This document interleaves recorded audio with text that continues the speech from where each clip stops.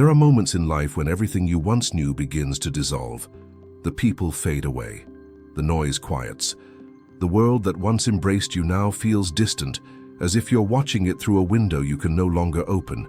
You find yourself in a strange solitude, not chosen but imposed, and you wonder if you've been abandoned.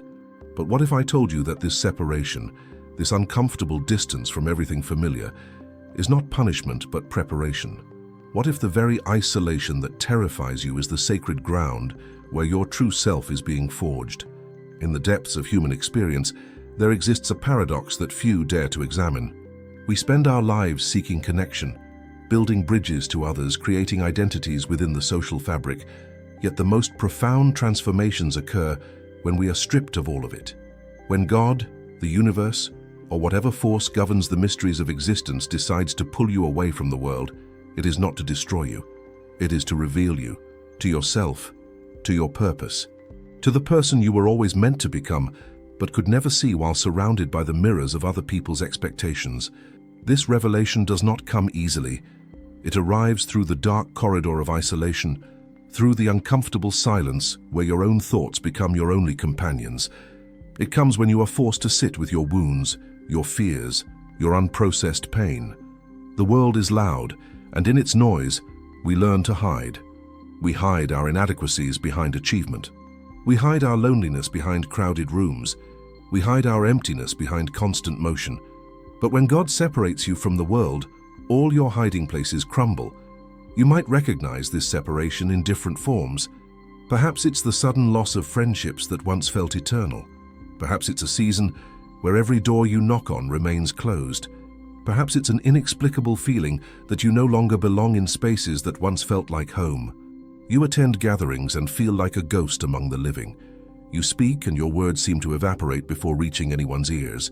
You reach out and find that the hands you once held are no longer there. This is not rejection. This is redirection. The human mind craves belonging with an intensity that borders on desperation. We are tribal creatures, wired for connection, and when that connection is severed, we interpret it as failure. We blame ourselves. We replay conversations searching for the moment we said the wrong thing. We examine our flaws under a microscope, convinced that we are unworthy of love, of friendship, of presence. But what if your worthiness was never in question? What if the removal of people from your life was not about what you lacked, but about what you needed to discover? In the silence that follows separation, something remarkable begins to happen. The voices that once defined you start to fade. The opinions that shaped your choices lose their power. The expectations that confined you begin to dissolve, and in that dissolution, space is created. Space for your own voice, which has been drowned out for so long. Space for your own desires, which have been suppressed beneath the weight of pleasing others. Space for your own truth, which has been waiting patiently in the shadows of your consciousness. This is the beginning of revelation. Not the kind that comes with trumpets and fanfare, but the kind that whispers in the early morning hours when you're alone with your thoughts. The kind that surfaces when you're no longer performing for an audience. The kind that emerges when you have no choice but to face the person in the mirror without the distraction of external validation. God's preparation is often mistaken for abandonment because it requires you to walk through the valley of your own darkness. It asks you to confront the parts of yourself you've been running from, the childhood wounds you buried beneath achievement, the traumas you masked with perfectionism, the fears you avoided through constant busyness. When the world is stripped away, these shadows can no longer hide. They rise to the surface, demanding to be seen, felt, acknowledged. This process is excruciating. There is no other word for it. To sit with your pain without distraction is one of the most difficult tasks a human being can undertake. We live in a culture that offers 1,000 ways to numb, to escape, to avoid. But revelation requires presence. It requires you to stay with the discomfort, to breathe through the panic, to allow the emotions to move through you like weather systems passing through an open sky. Many people break during this phase. They return to old patterns, seeking any connection that will relieve the loneliness, even if it's toxic. They chase distractions with renewed fervor, filling the void with anything that will drown out the silence. They convince themselves that the separation was a mistake, that they need to force their way back into the world they were removed from. But those who resist this impulse, those who trust the process even when it feels like dying, discover something extraordinary on the other side. You begin to notice things you never saw before. The way morning light filters through your window, the sound of your own breath, the thoughts that arise when you're not immediately reaching for your phone, the dreams that surface when you're not exhausted from giving all your energy to others. You start to remember who you were before the world told you who to be. You reconnect with interests you abandoned because they weren't valued by your social circle. You explore ideas that fascinated you but seemed too strange to share. In this space of separation, your authenticity has room to breathe. The parts of you that were dimmed to fit in can finally shine. The aspects of your personality that were judged can be embraced. The talents that were ignored can be developed. You are no longer editing yourself for an audience. You are simply being, and in that being, you discover a depth to your existence that was always there, but never accessible. This is what God sees that you cannot. When He separates you from the world, He sees the chrysalis that must form around you for transformation to occur. He sees the conversations that were limiting your expansion. He sees the relationships that were draining your energy. He sees the environments that were keeping you small. And in His infinite wisdom, He removes you from those circumstances not because you don't deserve connection, but because you deserve the right connections. Not because you aren't worthy of love, but because you need to learn to love yourself first. The revelation that emerges from this separation is multifaceted. It is a revelation of your true identity, stripped of all the labels and roles you've been playing. It is a revelation of your purpose, which becomes clear only when you stop living according to other people's scripts. It is a revelation of your power, which you could never access while giving it away to everyone around you. It is a revelation of your capacity for resilience, which you discover only when forced to stand alone. But perhaps most importantly, it is a revelation of divine timing. You begin to understand that everything in your life has been orchestrated with precision. The doors that closed were protecting you from paths that would have destroyed you. The people who left were making room for those who will truly see you. The failures that devastated you were redirecting you toward your true calling. The loneliness that broke you was preparing you for a deeper connection with yourself and eventually with others who operate on your frequency. This understanding doesn't come all at once. It unfolds gradually, like a flower opening petal by petal. You have moments of clarity followed by moments of doubt. You take steps forward and then slide backward. You feel strong and then crumble. This is normal. This is human. The revelation is not a destination but a process, and the process is rarely linear. During this time, you must learn to sit with uncertainty. The mind craves answers, closure, guarantees. It wants to know when the separation will end, when the people will return, when life will make sense again. But revelation doesn't work on your timeline. It works on divine timing, which operates beyond human comprehension. Your job is not to force outcomes or manipulate circumstances. Your job is to surrender to the unfolding, to trust that you are being guided even when you can't see the path. This surrender is perhaps the hardest lesson of all. We are taught to control, to plan, to make things happen through sheer willpower. But there are seasons when willpower is useless, when all your efforts to change your circumstances only create more resistance. These are the seasons when you must learn to let go, to release your grip on how you think things should be, and open yourself to what is trying to emerge. In this letting go, you discover a different kind of strength. Not the strength of control, but the strength of flexibility. Not the strength of forcing, but the strength of allowing. You become like water, finding your way around obstacles rather than trying to break through them. You become like the willow tree, bending in the storm rather than snapping. This is spiritual maturity, and it can only be developed in the solitude of separation. As you move deeper into this process, your relationship with yourself begins to transform. The harsh inner critic that once dominated your thoughts starts to soften. The self-judgment that kept you paralyzed begins to dissolve. You develop compassion for your own struggles, understanding that you've been doing the best you can with the tools you had. You forgive yourself for the mistakes, the wrong turns, the times you betrayed yourself to belong to others. This self-forgiveness is crucial because it creates space for growth. When you're constantly beating yourself up, all your energy goes into managing shame and guilt. There's nothing left for creation, for exploration, for expansion. But when you release yourself from the prison of self-condemnation, you free up tremendous amounts of energy. Energy that can be directed toward your purpose, your passion, your evolution. You also begin to understand the difference between loneliness and solitude. Loneliness is the painful feeling of being disconnected from others. Solitude is the peaceful state of being alone with yourself. In the beginning of separation, you experience mostly loneliness. But as you do the inner work, as you learn to enjoy your own company, as you develop a relationship with your own soul, loneliness transforms into solitude. And in solitude, you find a richness that no external connection can provide. This doesn't mean you stop needing people. Humans are relational beings and connection is essential to our well-being, but the quality of connection changes. Instead of needing people to complete you, you want people to complement you. Instead of seeking validation, you seek mutual growth. Instead of clinging to relationships out of fear, you engage in relationships from a place of wholeness. This is the revelation. You are already complete, and relationships are meant to be the icing on the cake, not the cake itself. The people who enter your life after this period of separation are different from those who came before.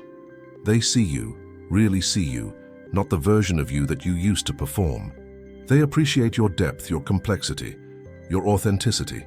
They don't need you to be anything other than what you are. These are soul connections, and they're worth the wait.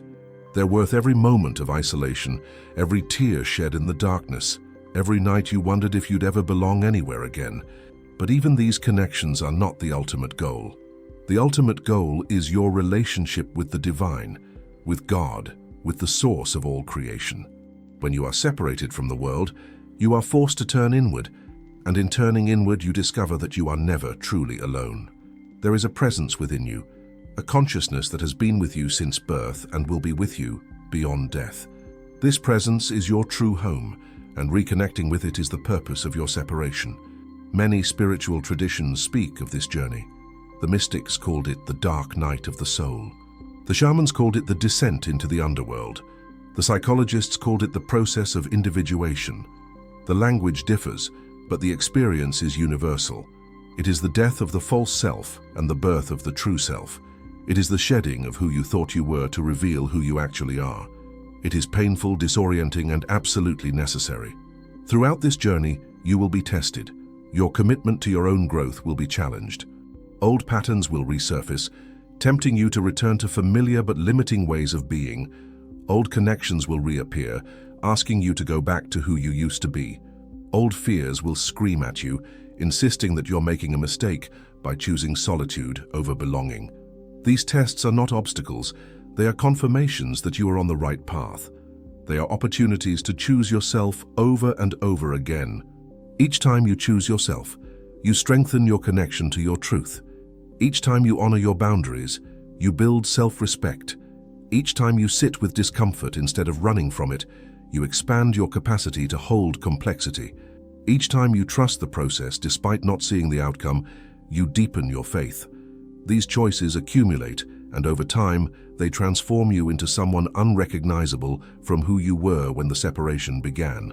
The person you become through this process carries a different energy. There's a groundedness that wasn't there before, a calm that can't be shaken by external chaos, a clarity that cuts through confusion, a presence that others feel even when you're not speaking. This is the energy of someone who has walked through fire and emerged refined. This is the energy of someone who has faced their demons and made peace with them. This is the energy of revelation. And here's the beautiful paradox. Once you no longer need the world comes to you. Once you stop seeking validation, you naturally attract recognition. Once you release the desperate need for connection, meaningful relationships flow into your life. Once you embrace your solitude, you're ready for community. This is divine timing at its finest. You receive what you were searching for only after you stop searching for it, because only then are you ready to receive it without losing yourself in it. Your revelation is not just for you. It's for everyone whose life you will touch, moving forward. The wisdom you gained in isolation becomes medicine for others who are walking through their own dark nights. The strength you developed in solitude becomes an anchor for those who are lost in the storm. The authenticity you discovered in separation becomes permission for others to be themselves. You become a lighthouse, and your light shines brighter because it was forged in darkness. This is why God separates you from the world, not to punish you, but to prepare you. Not to break you, but to break you open. Not to isolate you, but to initiate you into a deeper level of existence. The separation is sacred. The solitude is purposeful. The darkness is fertile ground where your true self is being cultivated. When you emerge from this period, and you will emerge, you will look back and understand that it was all necessary. Every painful moment, every lonely night, every tear, every doubt. It was all part of the revelation. It was all part of your becoming. And you will be grateful, not because it was easy, but because it was transformative. You will carry scars, yes, but scars are simply evidence of healing. They're proof that you survived what tried to break you. They're reminders of your resilience, your courage, your willingness to continue, even when giving up seemed easier. These scars are sacred. They're part of your story, and your story is part of something much larger than yourself. In the end, the greatest revelation is this: you are not separate from God. You are an expression of the divine. The isolation you experienced was an illusion, a necessary illusion that allowed you to strip away everything that was not truly you. But underneath all those layers, underneath all the conditioning and the trauma and the false beliefs, you were always connected to Source. You were always held, you were always loved, you just couldn't feel it while you were looking for it outside yourself. The journey inward is the journey home, and home is not a place, it's a state of being. It's the state of knowing who you are beyond all roles and labels. It's the state of trusting life, even when it doesn't make sense. It's the state of loving yourself, even with all your flaws and imperfections. It's the state of being at peace with your past, present, and future. This is the revelation. This is what God was preparing you for all along. So if you find yourself separated from the world right now, if you're in that dark corridor wondering when the light will come, know this: you are exactly where you need to be. You are being prepared for something greater than you can currently imagine. Your revelation is unfolding one moment at a time, one breath at a time, one choice at a time. Trust the process. Trust yourself. Trust that there is a divine intelligence orchestrating your life with more wisdom than your conscious mind can comprehend. The world will be there when you're ready to return, but you won't return as the same person who left. You'll return transformed, awakened, revealed.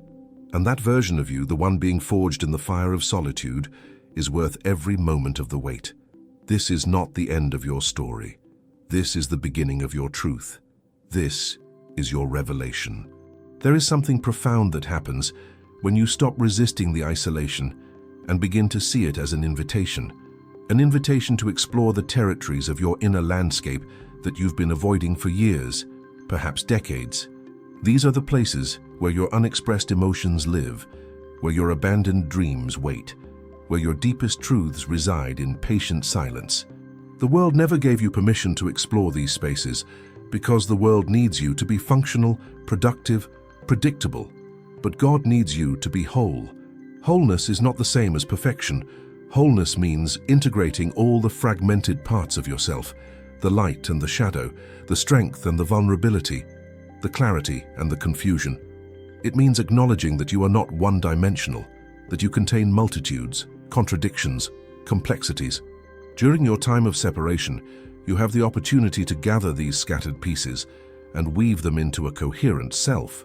Not a self that fits neatly into societal expectations, but a self that is authentic, integrated, alive. This integration work is not comfortable. It requires you to look at the parts of yourself you've labeled as bad, wrong, shameful. The anger you've suppressed because nice people don't get angry. The ambition you've hidden because it made others uncomfortable. The sensitivity you've armored because the world told you it was weakness. The desires you've denied because they didn't align with your conditioning. All of these rejected parts are calling to you in your solitude, asking to be seen, accepted, loved, back into wholeness. Carl Jung spoke extensively about this process, calling it the integration of the shadow. He understood that we cannot become whole by only embracing our light. We must also embrace our darkness, not to become dark, but to become complete. The shadow contains tremendous energy, creativity, power. When we deny it, we deny ourselves access to half of our potential. When we integrate it, We become more fully human, more deeply alive. This is part of what God is preparing in you during your separation from the world. He is giving you the space to do this sacred work of integration. In the presence of others, it's too easy to project our shadow onto them, to see in others what we refuse to see in ourselves. But in solitude, there is no one else to blame, no one else to judge, no one else to carry what is ours to carry.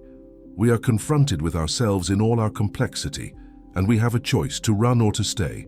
Those who choose to stay, who choose to sit with themselves through the discomfort, who choose to face their shadow with courage and compassion, are the ones who experience the deepest transformation. They are the ones who emerge from isolation, not diminished but expanded, not broken but refined, not lost but found. There is also a particular kind of emptiness that must be experienced during this time, an emptiness that comes when you've tried everything and nothing has worked. When you've read all the books, attended all the workshops, practiced all the techniques, and still you feel stuck. This emptiness is not a failure. It is a necessary stage in the spiritual journey. It is the space between who you were and who you are becoming. It is the void where the ego exhausts itself and finally surrenders. The ego does not surrender easily. It will try to maintain control through spiritual practices, through knowledge, through self-improvement. It will turn even the journey of awakening into another project, another way to prove its worth. But God sees through this. God knows that true transformation cannot happen while the ego is still running the show. So He allows you to reach a point of complete emptiness, where every strategy has failed, where you have nothing left to do and nowhere left to go. This is the moment of grace. In this emptiness, something new can be born. Not something you create through effort, but something that emerges naturally when the space is cleared. Your true nature, which has been buried under layers of conditioning, can finally surface. Your authentic voice, which has been drowned out by the voices of others, can finally speak. Your genuine desires, which have been suppressed by shoulds and oughts, can finally be felt. This emergence is gentle at first, a whisper, a knowing, a subtle shift in perception. You begin to see things differently. The same circumstances that once caused you suffering now appear as opportunities for growth. The same people who once triggered you now become mirrors, reflecting back your unhealed places. The same challenges that once overwhelmed you now reveal themselves as invitations to step into your power. This shift in perspective is one of the greatest gifts of the separation.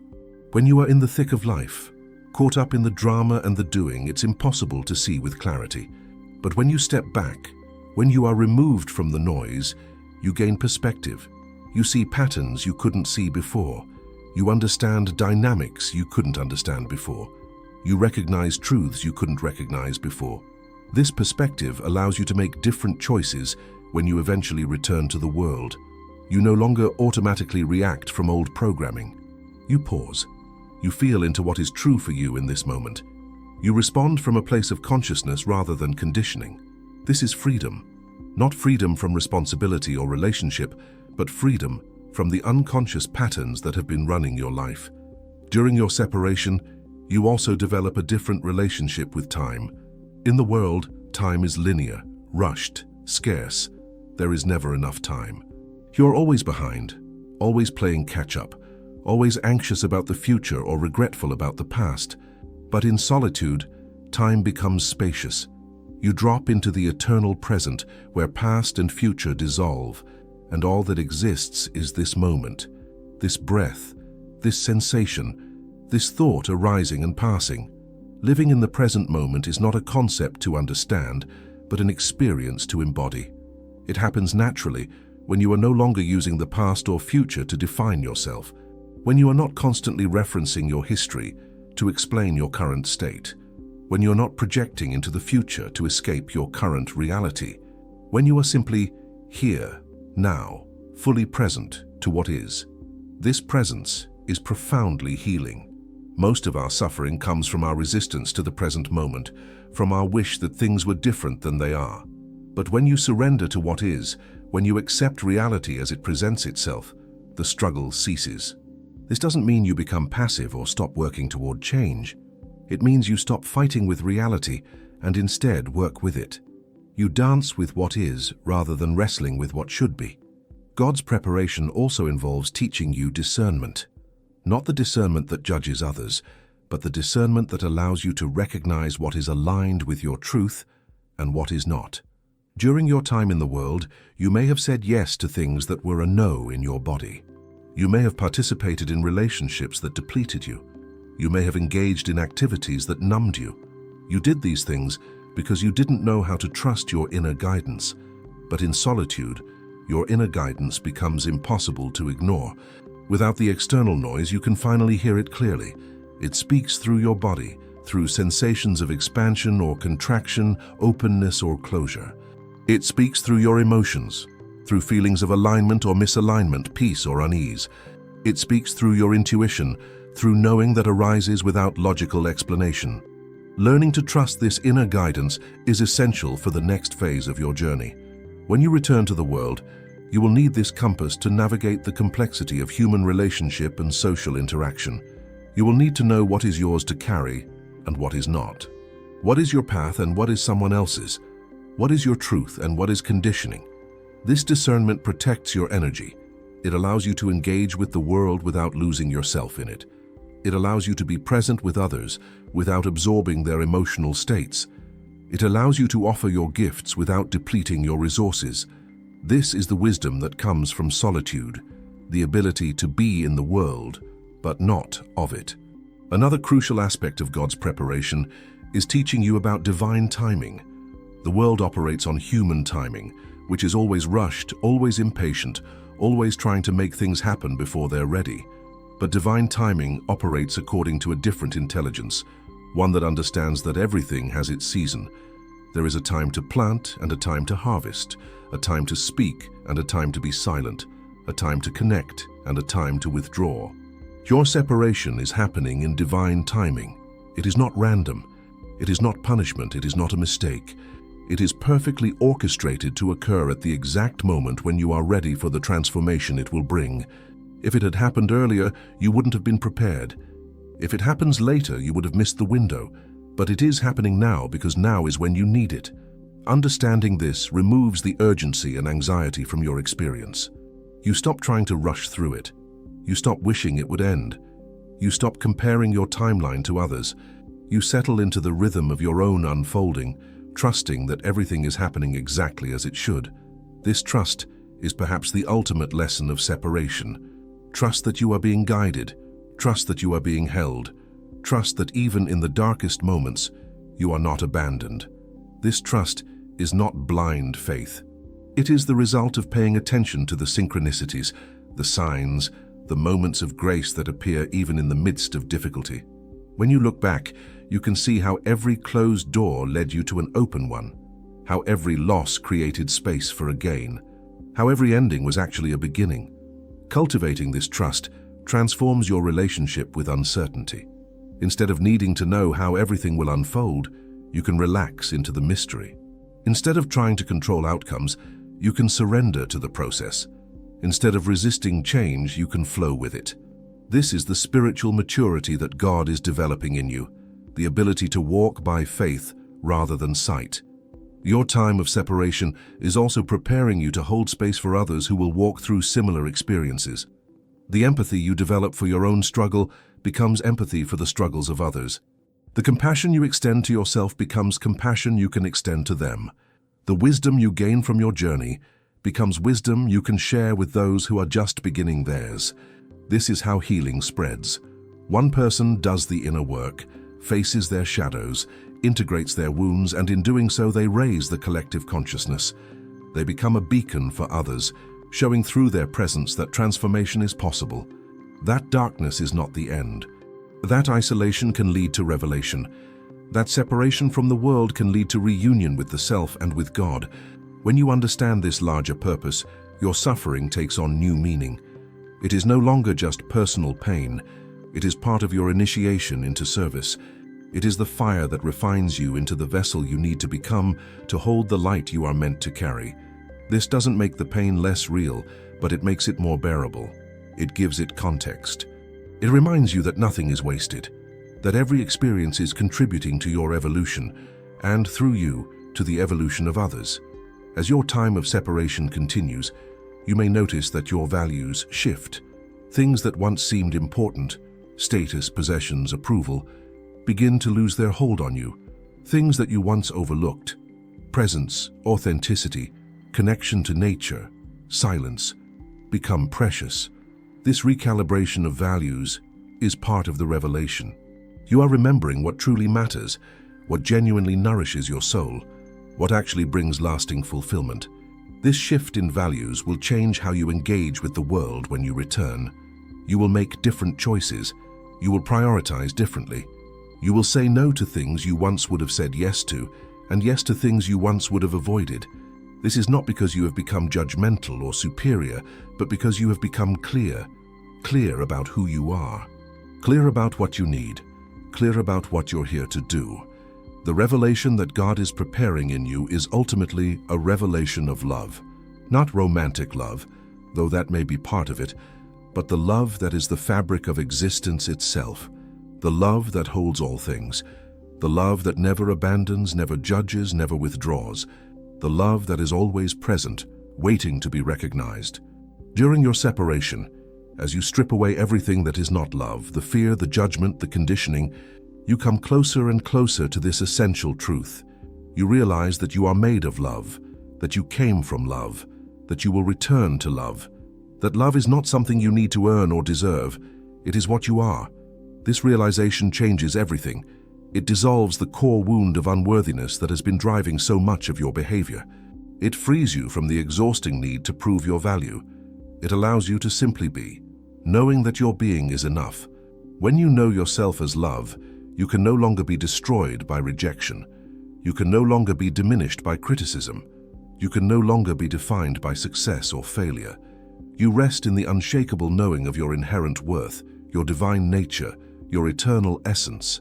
This is the ultimate revelation, and it is worth every moment of isolation to discover it. As you prepare to complete this journey through separation and step back into the world, you do so as a different person. Not better than others, but more authentically yourself. Not perfect, but more whole. Not without struggles, but with greater capacity to meet them. Not immune to pain, but more skilled at moving through it. Not enlightened in some final sense, but awakened to the ongoing process of becoming. You return with gifts. The gift of presence, earned through countless hours of sitting with yourself. The gift of wisdom, earned through facing your shadows. The gift of compassion, earned through holding your own pain tenderly. The gift of authenticity, earned through the courage to be who you truly are. The gift of faith, earned through trusting when you couldn't see the way forward. These gifts are not for you alone. They are for everyone whose life you will touch. This is the meaning of your separation. This is the purpose of your isolation. This is the reason God pulled you away from the world, so that when you return as a gift. Not because you are special, but because you have done the work. Not because you are superior, but because you are surrendered. Not because you have all the answers, but because you are no longer afraid of the questions. Your revelation is complete when you understand that it was never about reaching a destination. It was always about the journey itself, about who you became in the process of walking through the fire. It was about learning to trust yourself, to love yourself, to be yourself in a world that is constantly asking you to be something else. It was about discovering that the kingdom of God is within you, that you carry the light you've been searching for, that home was never a place, but a state of consciousness. And now, as you stand at the threshold between solitude and community, between silence and voice, between hiddenness and visibility, you understand that you are ready. Ready not because you are perfect, but because you are prepared. Prepared by God, through the sacred process of separation, to step into your revelation and share it with the world that is waiting for what only you can bring.